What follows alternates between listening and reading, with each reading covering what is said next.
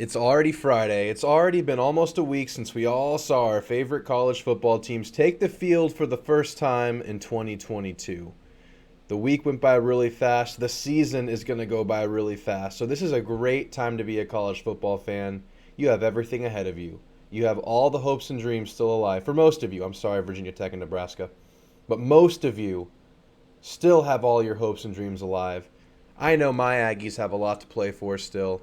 Speaking of my Aggies, we're going to give an Aggie score prediction in this video. We're going to give you the top 5 most watchable games of the week. And I'm going to give you my top 15 teams in the country. Yes, a top 15 poll. We don't do top 25. I am doing top 15 because we care about the cream of the crop here on this show. So we're going to do the top 5 games, top 15 teams, and we just take it from the top. But speaking of which, we're going to go to the bottom, which is DKR. Alabama at Texas. It's a game that everyone's had circled for quite a while for many a reason. Some want to see just two historic programs battle it out. And yes, Texas is a historic program. Just because I'm an Aggie doesn't mean I'm going to hide from the truth. Texas is a historic program. They're also probably going to lose to Alabama by about 20 points. It's just the facts. They just don't have the troops to keep up with Alabama. They don't have the program that Alabama has right now. They don't have that continuity. They don't have that consistency that Alabama has. They do, however, have a good home field advantage. Those fans are starving. Texas is now an official starving fan base. It's been a while since they've had some consistency season to season. They've had some ups and downs. Had a New Year's Six win a couple years ago, but didn't make anything of it. So they're just a starving fan base. This fan base is going to show up to DKR on Saturday. Good for their recruiting, good for all of that. And you know what? Yeah, they're going to lose by about 20 points. I think the spread is spot on. I mean, I can just go ahead and click this thing. I mean, I'm picking Alabama, and look, the horns flipped because horns down. But I don't think this is the blowout that many are making it out to be. Alabama's obviously a dominant program, but they weren't a dominant team necessarily last year. They were dominant in the way they could win games. They had a lot of close games last year, and heck, they lost to Texas A&M. And Texas A&M, no secret, had a down year.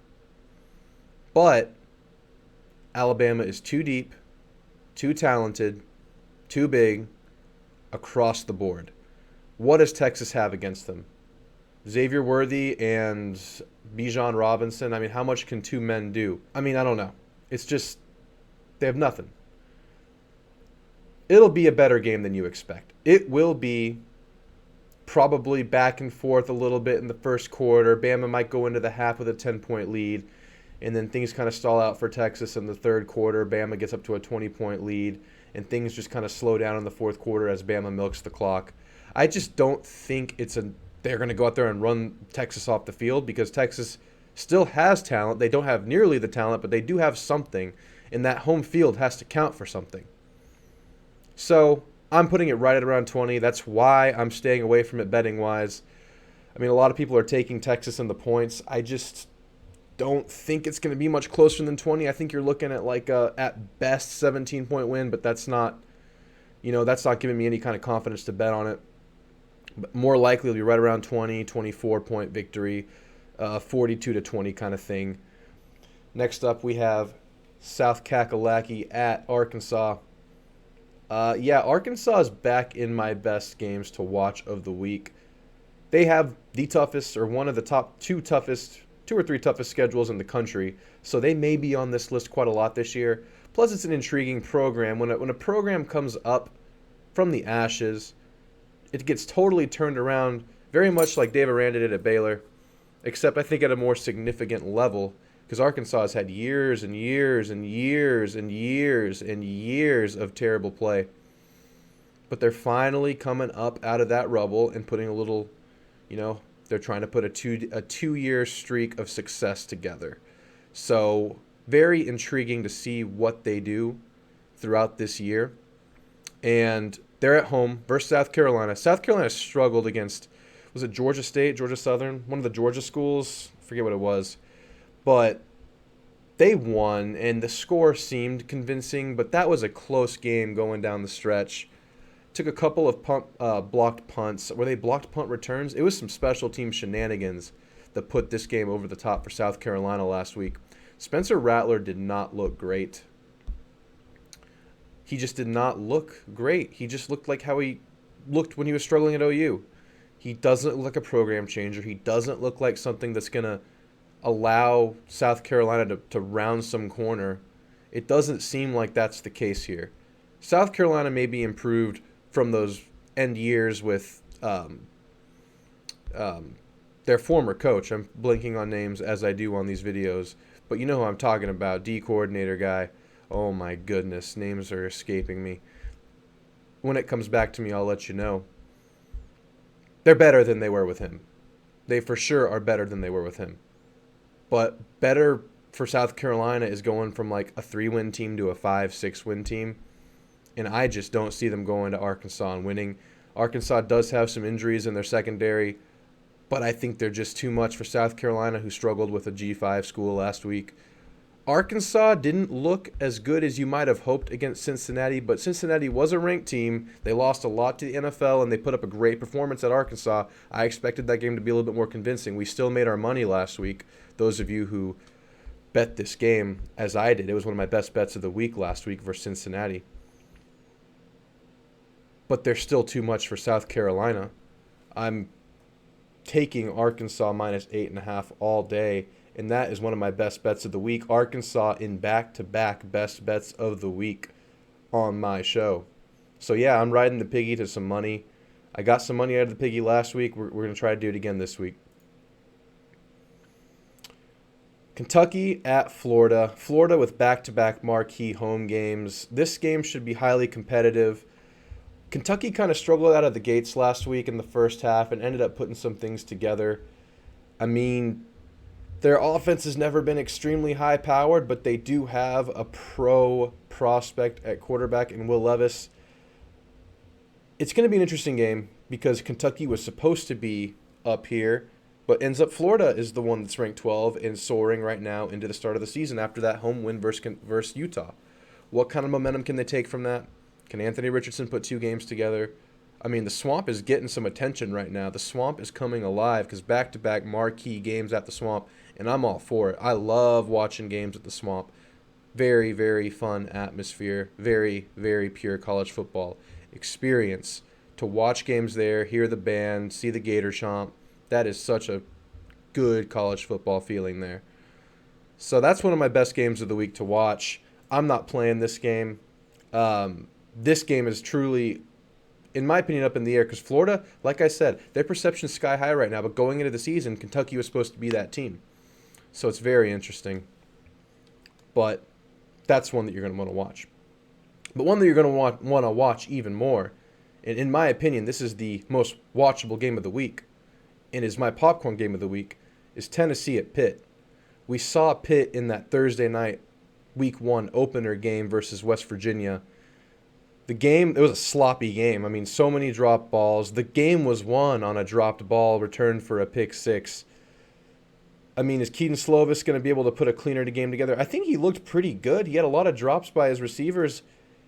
I mean, he looked good. But Tennessee looks amazing. I've been high on Tennessee since off-season film and just seeing the way their season shakes out. I think Tennessee could be a top 10 team by the end of the year. Definitely a New Year's Six potential in their future. I mean, I'm really high on Tennessee, and the reason I'm so intrigued by this game is because I want to see how Tennessee responds to that big win. I want to see if they're legit. I'm really intrigued by Tennessee. Hendon Hooker's a fun quarterback to watch. Cedric Tillman's a great receiver. They got some Brew McCoy stuff going on, and they have a high-powered offense who, you know, they were able to put the backups in at the start of the third quarter last week, or early in the third quarter last week against Ball State. They got good rest. They got good rhythm with their playing time, exactly what you'd want from a tune-up game. And they lost to Pitt last year at home, so there's a revenge factor on the line here. I want to see how Tennessee looks on the road, hostile environment. We saw how Pitt was last week. If you thought that was crazy for the opener, it's going to be even crazier when Tennessee, a big SEC school, comes to town. I mean, everybody wants a piece of that cake. So I am more so intrigued to see the Tennessee thing than I am to actually see this matchup, because I do think Tennessee takes this one. I think it's a good opportunity for Tennessee to really make a statement going into the season, climb in the rankings, and just show people that they've arrived. I wouldn't say they've arrived until they actually start winning some SEC games, but arrived at on a smaller scale, sure. They're a legit team if they can go win this game at Pitt. So that's my game of the week. That's the one you're going to want to watch. But, of course, the game that's above all games every week when there are games is the Texas A&M game. We have the Appalachian State Mountaineers coming to town to visit our fighting Texas Aggies, and people are predicting upset here. Some are saying App State will win at College Station. Some are saying take the Mountaineers and the points. I get it. I mean, from afar, if you just look at the Texas A&M game last week, I mean, the offense was, I guess, not that great. I mean, for the expectations, sure. What we know we have, sure. It could have been better, but it wasn't. And there's some development to be done, and there's experience to be gained from that. And I've done a couple of videos on this already, but I'm predicting that they're going to improve greatly from week 1 to week 2 just from getting some starts under their belt, specifically on that O-line and at the quarterback position. I think this game is, one that you could bet. But I got A&M winning 45-14. I think A&M really rights the ship this week. I think the offense gets some rhythm going. Obviously, they're not going to go crazy on the blowout. Another conservative blowout prediction. I called last week a conservative blowout prediction. I think the actual blowout was a conservative blowout. I predicted 52-13. We got 31-0. I'll take it. Shutout will always satisfy me. But 45-14, that means they're going to hold them to two touchdowns after scoring 60 points last week versus North Carolina, and that means Texas A&M is going to score, and they're going to score a lot. They're going to score 2 more touchdowns than they did last week. So I have a big offensive bounce back coming from A&M. I believe it's going to happen, and I believe A&M gets the blowout and the cover. If you feel so inclined, you should bet this game, although I'm not making it one of my best of the week. But speaking of my best of the week, what are they? I have already mentioned both games, and the first one is actually my popcorn game of the week. Yes, I know it's my popcorn game of the week, but the reason it's my popcorn game of the week is because I want you guys to go check Tennessee out. They're going to be a fun team to watch. It's going to be a great environment at Pitt. It's going to be rocking there. And it's the return of the Volunteer. I mean, I can say that. They're in the other division. They're not a SEC West team. I can kind of have a closet second favorite team. I don't even think they're my closet second favorite team. I just kind of am intrigued by them. I hate Tennessee. No, I'm just kidding. But yeah, go watch it. It's going to be fun. You're going to see a high-powered offense. Pitt probably keeps it close enough for a long enough time to make it worth watching. And I am almost positive that Tennessee's going to pull away, pull ahead, and win by a couple scores to close this game out and get their season really rocking. They're gonna have a lot of fun at Tennessee this year. I'm thinking they're gonna win 10 games. And then I already mentioned the other one, Arkansas home versus South Carolina. Yes, home versus South Carolina, 8.5. I mean, they're covering that. I really see Arkansas covering that. I really see them winning by at least 2 touchdowns. I mean, South Carolina did not look good. That score is deceiving. They can't rely on special teams blocks. It's not going to happen against an SEC school. And that was at home last week versus Georgia Southern East South, whatever school it was. Yeah, I just see Arkansas mopping the floor with South Carolina this week. The only risk is that they are looking past South Carolina, but Sam Pittman is proven to be a hell of a coach. Really don't see that happening. So these are my 2 best bets of the week. SEC. All right, the new segment, the new thing I'm adding in. Now that we've seen some games, now that we've seen some teams play, I want to do a top 15. And for no particular reason, I just want to do it. I feel like it. It looks fun. So I've been rearranging this thing throughout the week. I actually made it on Monday, And I've been watching highlights and reading and just looking at stuff over and over, watching no huddles.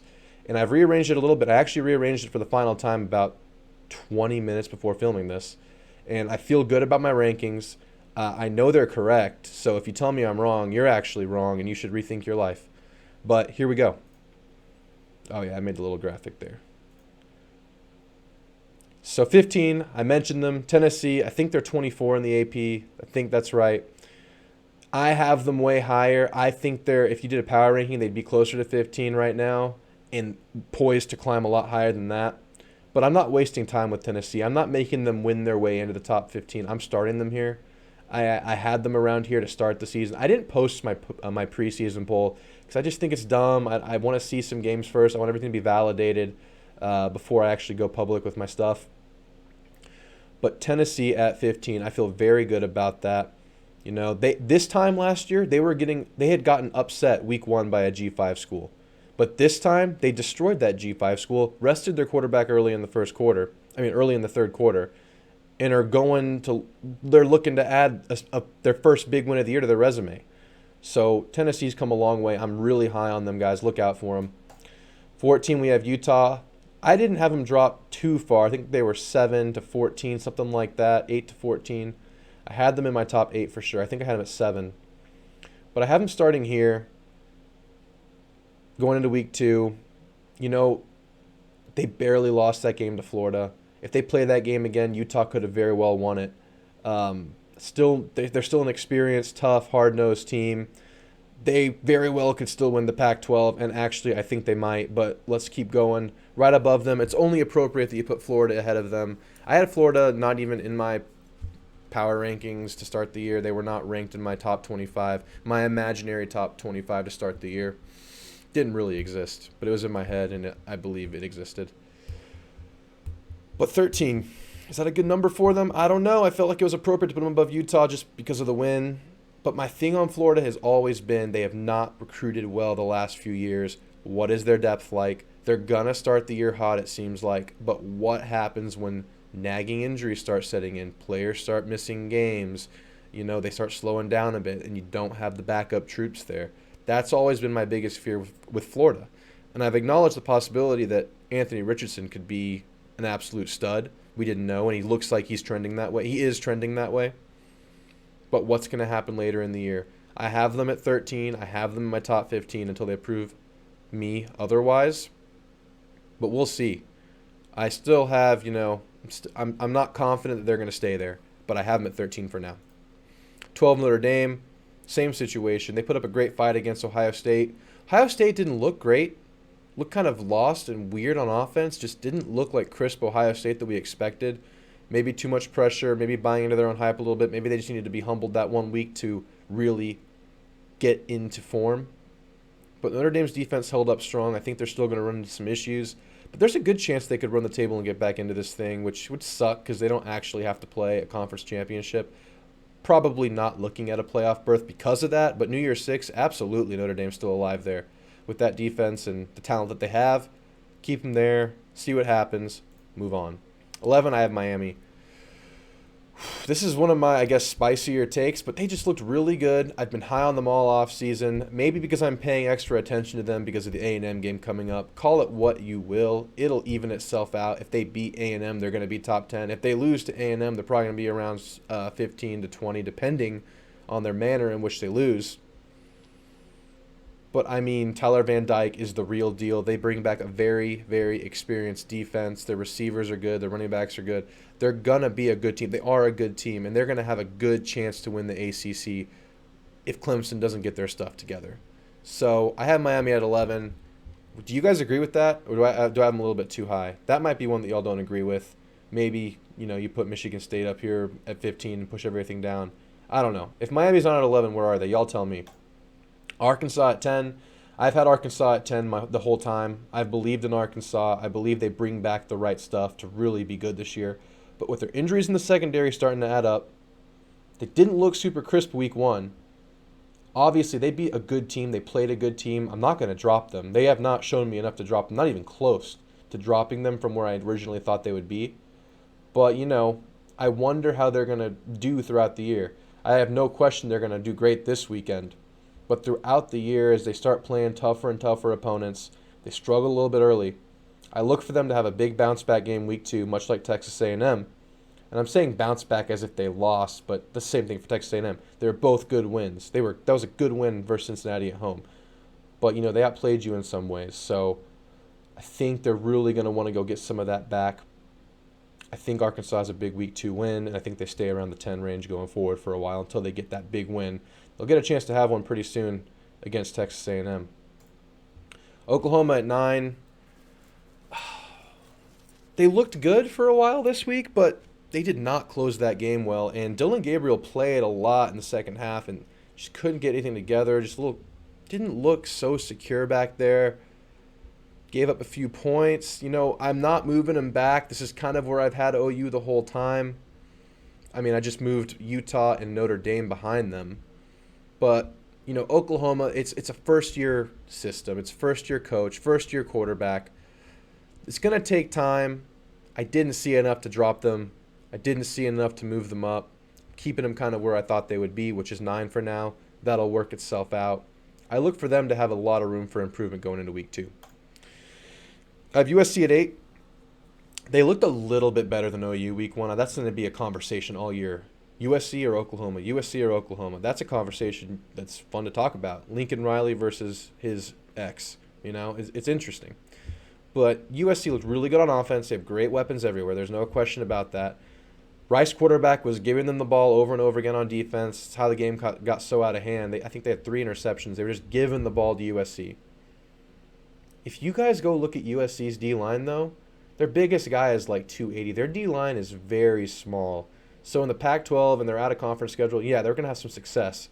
But when they play Notre Dame, Utah, they're going to struggle defensively. I see they have great linebackers. They have all those transfers, the guy from Auburn, the guy from Alabama. I always say Alabama like I'm so country, Bama, and I don't have a country accent even though I grew up in Texas and whatever. Bama, that guy from Bama. But that D-line is so small. It's tiny. They're going to get blown back by these serious O-lines they're going to be facing like Utah and Notre Dame. So, I'm very – it's a weird feeling to have USC at 8. I think their offense is powerful enough to keep them in those games. Their defense is probably just good enough to not get totally rolled over, but I'm keeping an eye on that D-line being a factor when they play that top-level talent. At 7, I have Baylor. I actually moved Baylor up. I had Baylor closer to – I had them at 11, and everything else was bounced up. I had Baylor at 11, now I have them at 7. And, they looked good week 1, but they were playing Albany, who won 2 games last year. But you can look at a team and see how far along they are despite who they're playing. You can kind of see how crisp, how good they're executing. Okay, first of all, their defense makes no sense. It looks so physical, so big, and they're like 44th in like the 247 power index or whatever you call it, the 4 or 5 year composite overall rating. They're like 44th there, but their defense looks ridiculous. Like they have monsters, like almost like not quite Texas A&M because that defense is insanely huge and talented. But, they got a big freaking defense, and their offense looked crisp. It looked exactly how you'd want to look in week 1. And, yes, subpar opponent, but you still have to go out there and do it. Dave Aranda has proven to be a great coach so far. He looks like the real deal. Very interesting game. Baylor at BYU. Just missed the cut for my top games, which, honestly, I'll make it an honorable mention right now. Let's put that as the 6th most watchable game. And that's going to be prime time. It's not actually prime time, but it's going to be the late game, and it's a great late game. So it's going to have all the eyes on that game. There will be nothing else on when Baylor goes to BYU this weekend. Watch that game. I should have put that in my top 6. But Baylor at BYU is going to be very intriguing, and I actually have Baylor winning that. Michigan looked good. They maintained the status quo. I don't think anything out of the ordinary happened. They have the weird quarterback situation going on. The one that started this last game is not going to be the starter going forward, I don't think. I think the one starting this coming weekend is going to be the starter. I'm blanking on both of their names. This McNamara started last week, and the other guy, the other one, the one that starts this weekend is the better quarterback. You can just tell. He looks so much better. He played a little bit last game in garbage time, and he just looks so crisp. The starter didn't look that great. He only threw 50% on his balls. Just didn't look crisp. But Michigan took care of business, and they did exactly what you'd want them to do against a team like Colorado State that took care of business. I'm not going to move them up or down. Everyone's overreacting to Texas A&M only putting up 31 points. Okay. Yeah, the offense started slow, but you're starting 3 new O-linemen, a new quarterback who's had a broken foot for a year. You lose Isaiah Spiller and Jalen Wademeyer. There's going to be an adjustment period. I think the main factor with Texas A&M is how fast they get through that. I'm banking on most of that getting cleaned up from week 1 to week 2, where you expect most improvement to happen in a football season. If you're putting it in a week-by-week chunk, you would expect most improvement from week 1 to week 2, because you get your tangible evidence that you get to go and adjust for the first time that you've been working on and molding all fall camp, all off season. You finally get that product that you get to go back and mold. That goes for all these teams going from week 1 to week 2. Some will regress, some will progress. And I just realized I am blocking part of these rankings. Let's fix that. I'm smaller now. But you can see the words Michigan and Baylor, so it's important. Anyway, that's what I expect from Texas A&M. I did not see nearly enough to drop them from where I started them out this year, which is at number 5.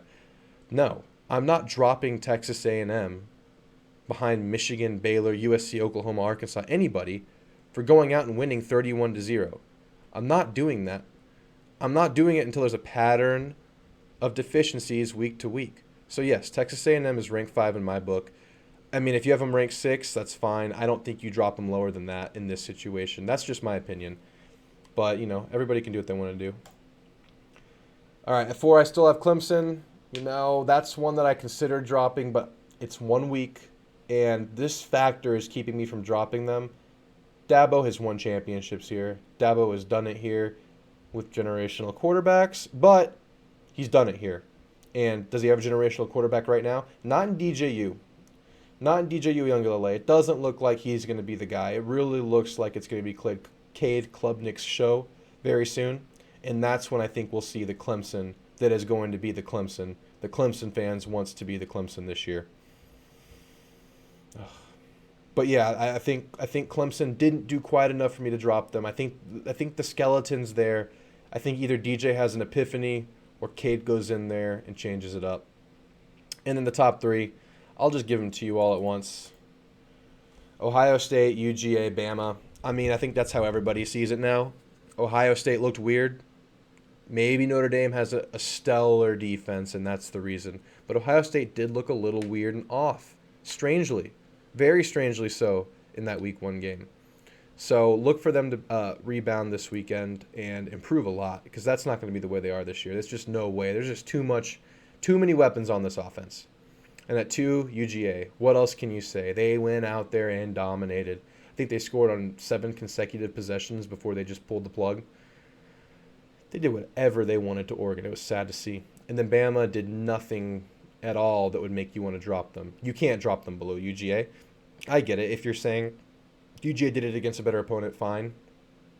But I am not seeing enough to drop Bama below UGA. They blew out Utah State.